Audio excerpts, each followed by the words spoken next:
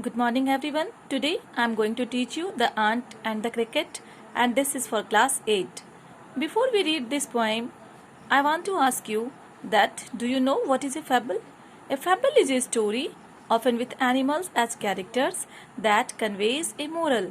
Fable एक story है जिसके कैरेक्टर्स एनिमल्स होते हैं और उस फेबल में कोई ना कोई मोरल जरूर होता है, कोई मैसेज होता है. Now, the poem The Ant and the Cricket is a fable, as I told you, and this is a poem about a silly young cricket and an ant. ये एक पोएम है और इसमें एक सिली, एक मूर्ख क्रिकेट के बारे में कहा गया है और एक आंट की बात की गई है. Once upon a time, one hot summer, a cricket sang cheerfully on the branch of a tree. While down below he saw ants struggled under the weight of their load of grains. इस poem में आप cricket और aunt की कहानी पढ़ने जा रहे हो. एक बार की बात है, बहुत ही गर्मी थी और उस गर्मी के मौसम में एक क्रिकेट जो है वो क्या कर रहा था, बहुत ही चीयरफुली एक ट्री के ब्रांच पे बैठा हुआ था और गाना गा रहा था. While down below he saw ants struggled under the weight of their load of grains.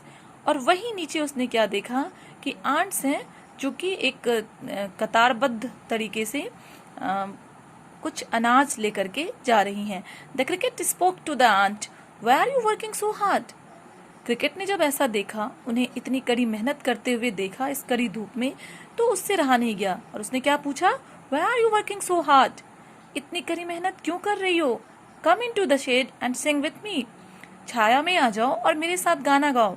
But the ants answered, we can't do that, we have to store food for the winter when there will be nothing to eat due to cold weather. लेकिन aunt ने क्या reply दिया जब cricket ने उससे कहा actually कि why are you working so hard, come into the shade and sing with me. तो आंट्स का जवाब था, we can't do that, हम ऐसा नहीं कर सकते. we have to store food for the winter when there will be nothing to eat due to cold weather. हमें विंटर के लिए भी कुछ ना कुछ जमा करके रखना होगा क्योंकि उस टाइम में खाने पीने के लिए कुछ भी बाहर नहीं मिलेगा. So winter is too late to come, replied cricket. इस पर क्रिकेट ने क्या जवाब दिया कि अभी तो विंटर के आने में बहुत समय है. How can anyone work in this heat and sun? I would rather sing. और उसने क्या जवाब दिया, इतनी तेज धूप में कोई कैसे काम कर सकता है, मैं तो गाना गाऊंगा. And so all summer the silly cricket didn't store.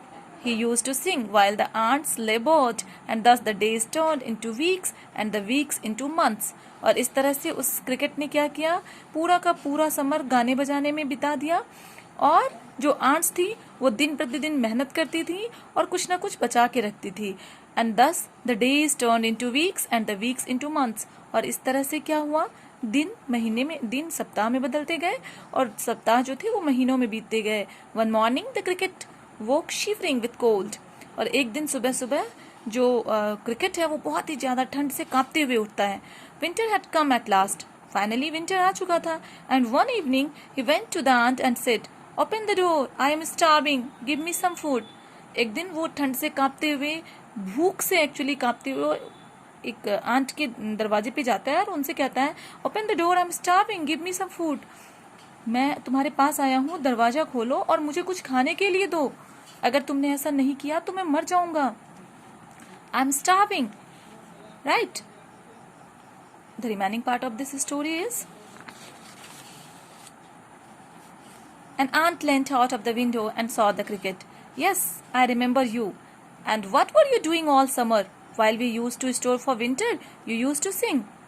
तो आंट ने क्या जवाब दिया, झुक के बाहर देखा विंडो से, क्रिकेट कांप रहा था भूख के मारे, ठंड के मारे और वो उससे कुछ खाने पीने को मांग रहा था.